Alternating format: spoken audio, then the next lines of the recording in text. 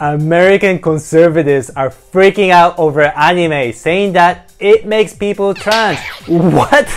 I'll be reacting as a Japanese person, and also we'll be looking at the most hated LGBT person in Japan right now. Can you guys guess why girls love to hate this person in particular? Let's go! Hello world, this is Dean from Japan. How are you doing today? So, have you heard of Western conservatives blaming anime for making people trans? I've seen some pretty wild anime in my time, but I've never succeeded in transitioning into Super Saiyan or something. You might have heard about Mr. Beast, the most popular YouTuber, and how one of the cast members, Chris Tyson, recently came out as undergoing hormone therapy. It became a controversy when people started saying that this is going to hurt Mr. Beast's brand. The Chris Tyson situation could become a complete disaster for Mr. Beast's brand. But apparently some conservative commentators started blaming anime for this. Let's get Megyn Kelly, a popular conservative host, to read a tweet that Chris made in the past.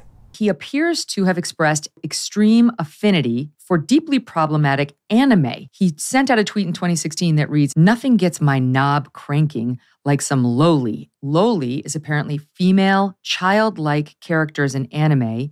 And he put it out there publicly. And now we're seeing him suddenly say, "Oh, I'm trans, accept me, and let me beam right into your child's bedroom." So she's making the connection between anime and Chris transitioning. That's the conclusion she came up with after watching an episode of Sailor Moon or something. The other conservative commentator, Posie Parker, doesn't help the situation. Hentai and anime, that whole thing it just really blurs childlike images and sexualized behavior. Like the whole thing, I think, with anime is dangerously close. Posie, you know you could just watch some Studio Ghibli stuff and not watch dodgy anime, right? You don't have to watch every single anime under the sun. It's dark, this particular kind of anime. You know, it's chicken and the egg. What attracted him to it in the first place? Or did he try it out and it drove him in a direction he wouldn't go? Megyn! Anime doesn't have that much power. Were you burning Marilyn Manson CDs back in the 90s? But I asked the question, how does a guy wake up at the age of 26 with a wife and a child and decide that he's a woman?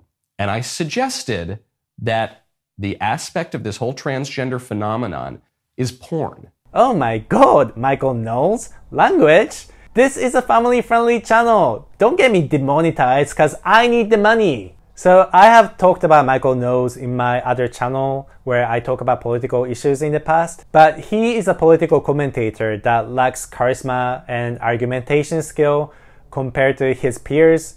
He started out as an actor, but due to his lack of charisma, I guess he decided to transition as a conservative commentator, but he's not good at that either, so he has to make these bizarre, extreme accusations. His argument is that there are some bizarre adult films out there, so that's how Chris became trans. Chris from Mr. Beast, who recently announced he's transitioning to a woman, says he likes loli.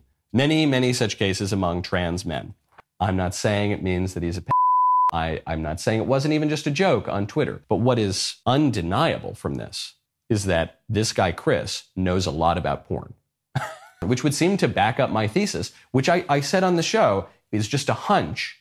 He's all like, I'm not calling Chris a PDO, but I'm going to mention it and put in your head. Also, this is just a hunch. I'm not saying it, but I'm actually saying it. By the way, me saying that you have no skills and that's why you have to make these weird allegations isn't a hunch, but is a fact. Also, I'm Japanese, but I've never heard of any trans person in Japan saying that they like that kind of anime. This famous trans model likes Street Fighter. Maybe Chun-Li is the one that makes people trans. Lastly, I have to show you this conservative commentator because she seems to know her anime too well. So anyone who tells you that loli is a form of anime, that is fine, that is sweet, because they'll also say disgusting justification for it. They'll say, well, they look like babies, but really in the series, they're really 700 years old. They're really like a century-old witch. They just always look young. You could tell that she actually likes anime. The example she gave is pretty specific. It sounds like she actually watched such an anime. You sick pervert. You're the one watching those anime! There does seem to be a very distinct connection between those who watch anime and gender confusion and transgenderism. I'm just saying those who are gender confused, it seems like a crazy majority of them, a crazy percentage of them are also obsessed with anime. This is a very stupid argument because if anime makes people trans, Japan would be full of trans person. In terms of why she came up with an argument like that, well, there was that turf meme with an anime girl featuring a trans character that J.K. Rowling was complaining about. But anime as a whole enables people to experiment with their imagination because it's just a drawing. You can do whatever you want.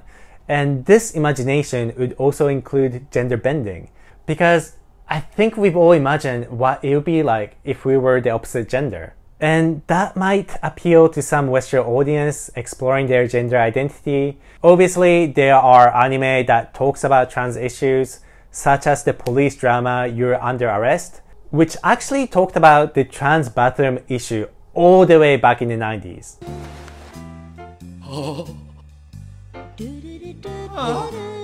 Hey, it's okay. He's wearing boxer shorts. Next up, a person I really want to introduce to you is Ryuchell. Just like how some people in the West are upset that Chris Tyson leaving his wife and going through transitioning, similar thing is happening in Japan. The only difference is Ryuchell is very much hated in Japan. Ryuchell never disclosed their gender identity, and because in Japanese we can have a conversation without using people's pronouns, so I'll be using the they them pronoun in this video.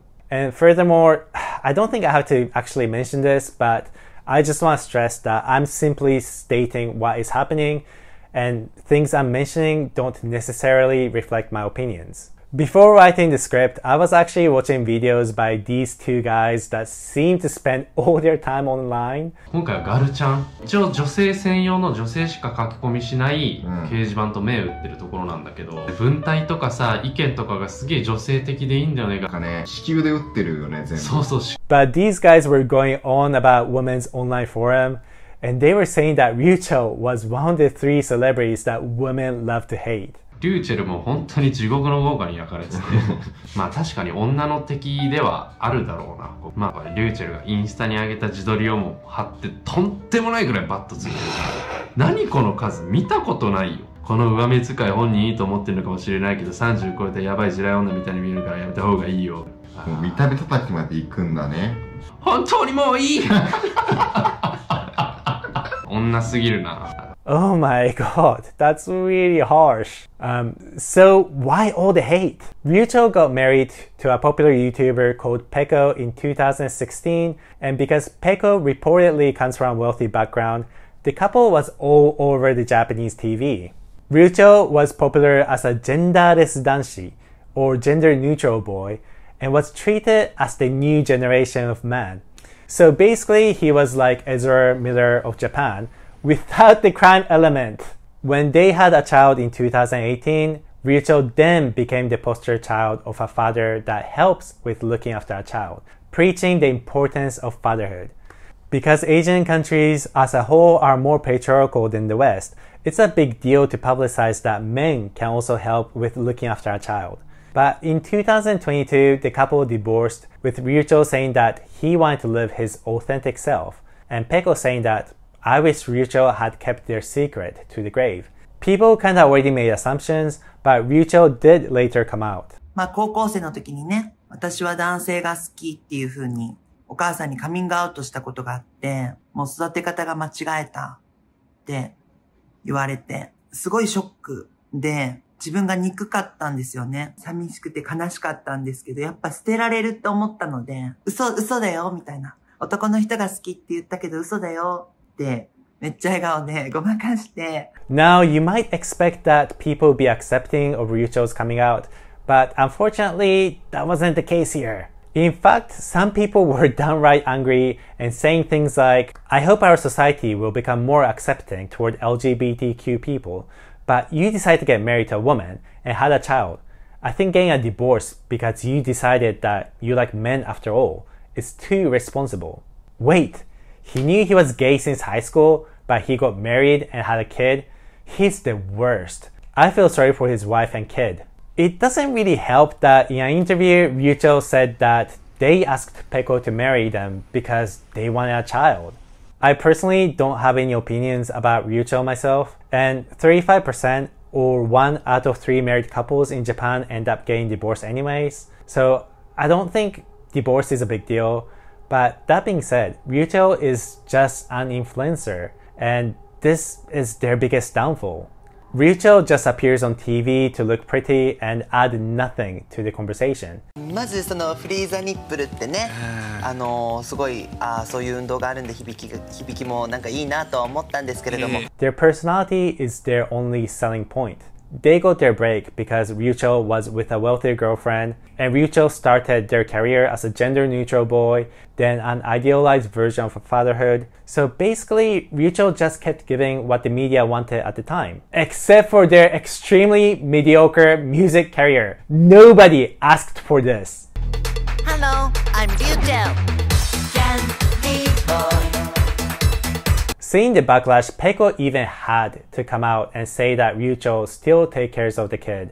But as soon as Ryuchell started transitioning, they stopped talking about their kid. So to many people, it looks like Peco got ditched by her husband and had to take care of the kid herself. We don't know these people personally, and with celebrities, perception is everything. There have been many successful Japanese trans celebrities in the past, but this is the first trans or genderqueer celebrity who is transitioning publicly who has a child. We also have to remember that the world is changing really rapidly at the moment, whether we're talking about the AI or diversity issues. It's changing at the rate that not everyone is prepared. So it's important to show understanding to different perspectives. Whether or not Ryuchell can curate the right image, time will tell. And if they can't, you can always blame anime, according to Megyn Kelly. It's dark, this particular kind of anime. Thanks for watching until the end. And if you haven't done it already, hit that subscribe button. If 7 people around the world hit the subscribe button at the same time, I can become a Super Saiyan. Talking about anime, are you guys watching any anime this season? Let me know in the comment section. This has been your host, Dean Lahiri Ramirez, signing off. See you soon.